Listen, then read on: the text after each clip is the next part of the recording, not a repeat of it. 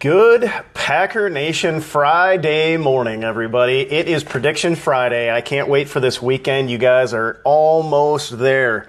The weekend is practically upon us, and for Jared out there, already upon us. Happy Friday/Saturday. I'm going to do a preemptive strike on Jared jumping on and giving us crap that he's already in his weekend. So we are live today. Guys, it's time for Packer Nation Roll Call. Let me know who you are and where you're coming at me from, and we will give you a shout out as we start Prediction Friday morning. Hey there, Drew. How you doing, man? Good morning, Belinda. And Jared is back. Aha, I got you, man. I knew. I did the preemptive strike today. All right, Hector, good to see you again, man. He says hi to all the Packer family every time he gets on. John and Aaron and Ryan. Sean is here. Ricky, and good morning there, buddy. How you doing? And Tucson is here. Good morning. Amanda, Adrian, and Aaron. All right, guys.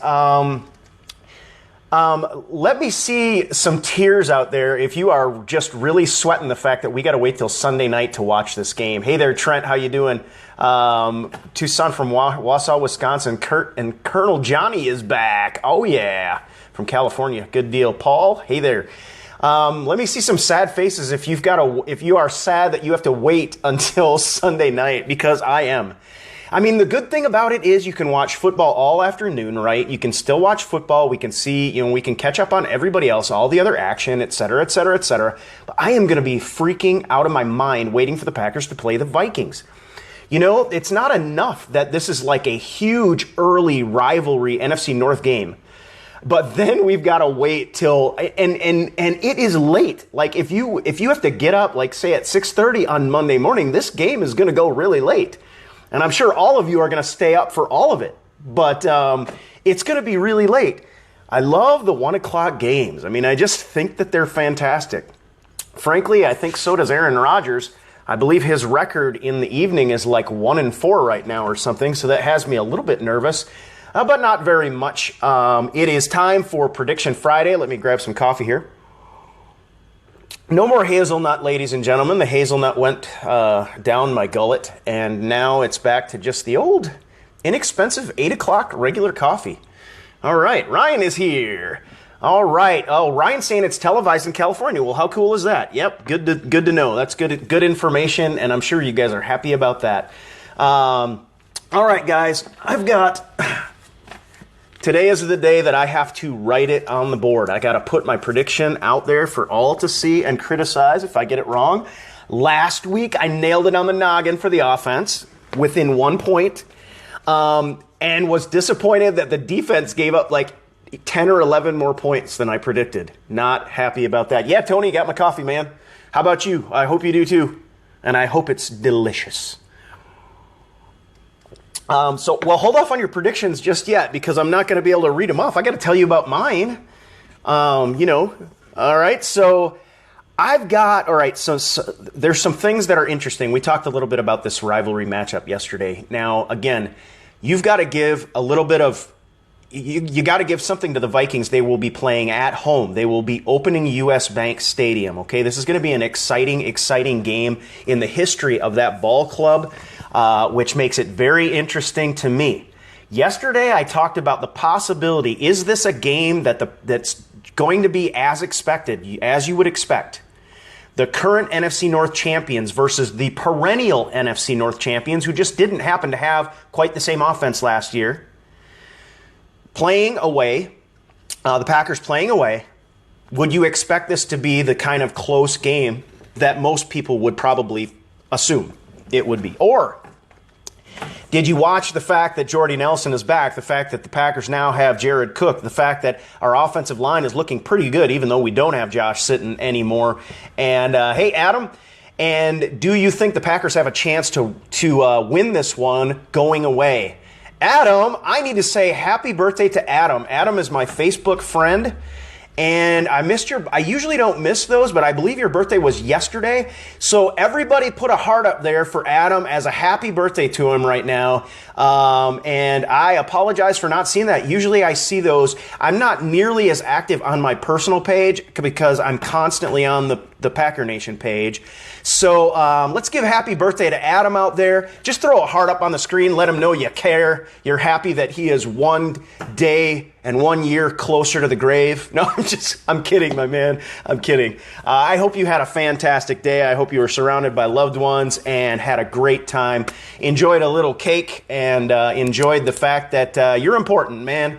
So have and of course now this weekend you'll have another great Packer win hopefully to talk about. That's always a good birthday present. So we will, all of us in Packer Nation will heart the fact that we want Adam Rodgers to have a birthday present in the Packers beating the Vikings on Sunday night. I got a female cardinal right outside my window here. Isn't that cool? I like birds. All right. Okay, guys, I had to go through this again. I've been a little bit torn about what I think the outcome of this game is going to be. I try to take it seriously. I've got my little system. It's about as scientific as, I don't know, I'm not Bill Nye the Science Guy here, but I try to think it through, okay? And so I try to compare, the offense versus the defense. I try to consider the coaching, the play calling, et cetera, et cetera, et cetera. But then one thing when I was looking through it this time, one thing really popped up to me, okay? I want to talk about that a little bit before we get into the actual, my actual prediction, okay? If you'll remember, back in 2014, when the Packers played the Vikings in Minnesota, we won the game 24-21, I believe, okay? One thing I noticed about that game, okay? You'll remember it when I remind you. I don't know if you'll remember it off the top of your head, but the tight end scored 2 touchdowns for the Green Bay Packers in that game. Remember, Andrew Quarless with a big catch and run and a struggle for the end zone, barely got the ball across, and a great second effort by Quarless. But then also you will remember the Richard Rodgers standing up wide open in the middle of nowhere touchdown where Aaron just freaking lofted it to him, just a rainbow, and Rodgers is just standing there with nobody around him. Probably the hardest catch that Richard Rodgers has ever made, just because you got to stand there and wait for the ball. And then, boom, touchdown. Well, it dawned on me, and I put 3 asterisks next to this as I was going through and kind of trying to determine who I thought had the advantage in each of these different aspects of the team. Wide receiver core, running back, et cetera, et cetera, et cetera. Who's got the edge on special teams? Jared remembers that one. That's right.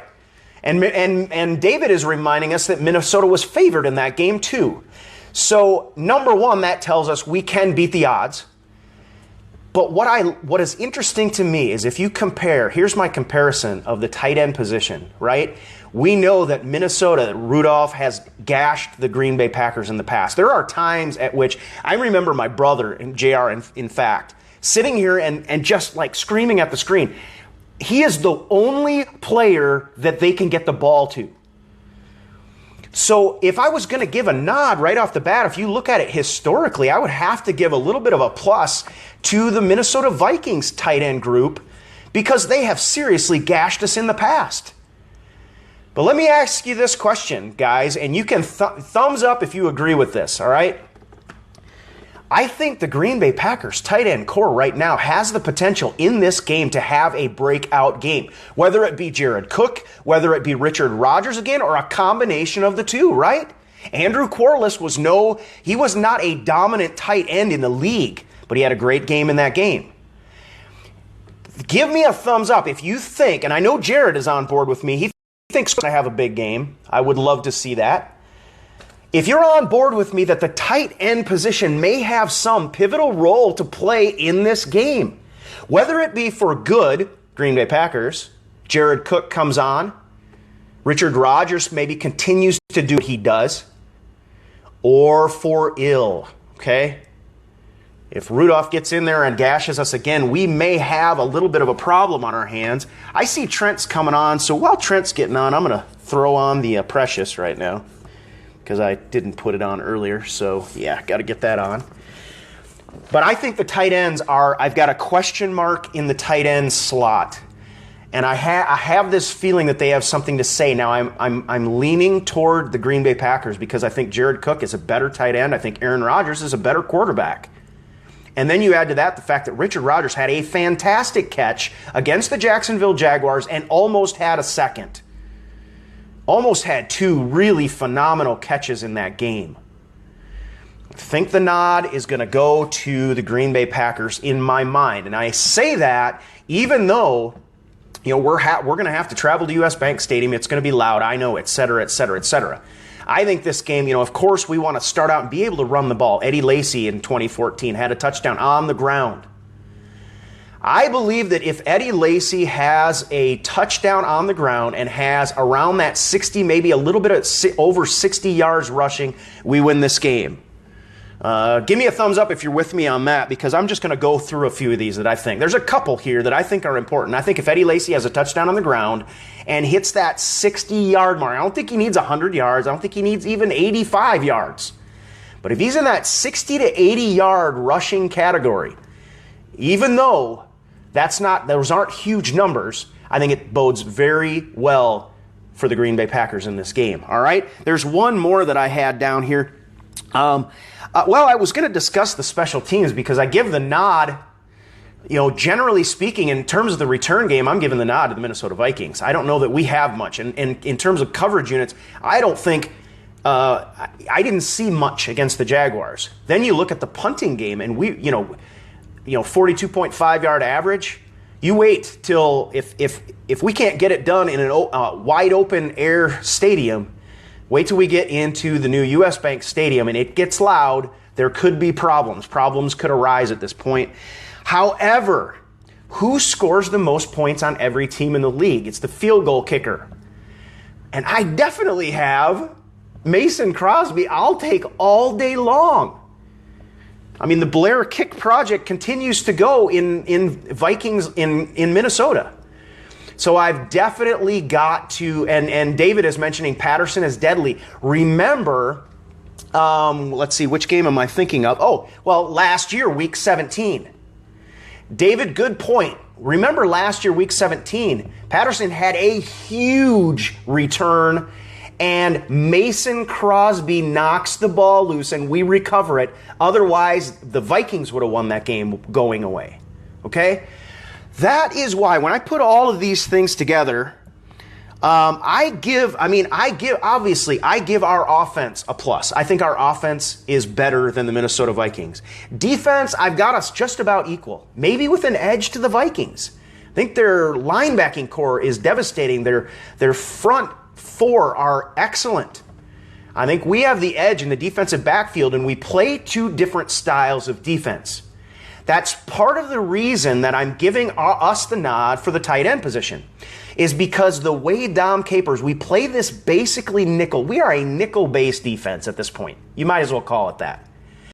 And so we are going to put a hedge around the outside, and you have seen Dom Capers' defenses, to his credit or his discredit. Some people are ticked about it. Some people love it.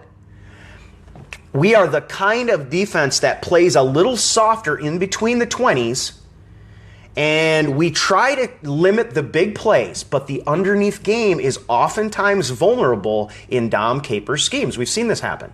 We saw it against the Jaguars. But one thing that Dom Capers and his defenses have been able to do is be excellent defense in the red zone. We are very good at taking the ball away in the red zone. I can't think, I wish I had the stats in front of me, how many interceptions we have had in the end zone. All right, so I do give the nod to the Packers on that. Now, I think we are a better average scoring team, especially because the Minnesota Vikings quarterback position is in flux. Wide receivers were better.